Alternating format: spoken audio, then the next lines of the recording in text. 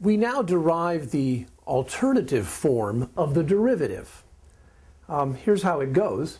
The derivative of the function f at c can be defined by f prime of c equals the limit as x approaches c of the quotient f of x minus f of c divided by x minus c, provided, of course, that this limit exists. Now, where does this come from? Well, recall the derivative of f at the point c was defined to be f prime of c equals the limit as delta x approaches 0 of the quotient f of c plus delta x minus f of c, all divided by delta x. We'll just change the notation. Let x be c plus delta x.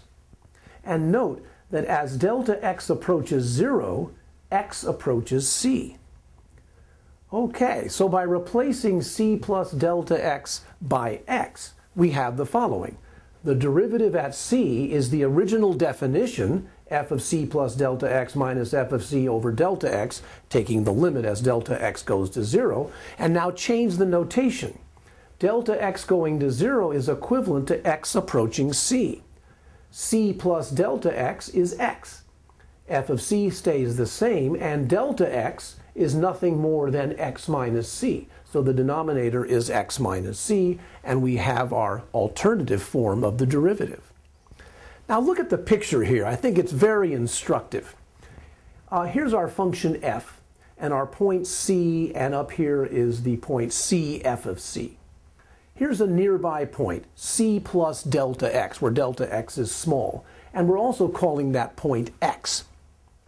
Up here is the neighboring point to c f of c. It would be c plus delta x comma f of c plus delta x, or in our new notation, x comma f of x. Okay, what's the definition of derivative? Well, it's the tangent line at c f of c, which is the limit of the line joining these 2 points, the limit of that slope, as delta x approaches 0, as we get closer and closer to c.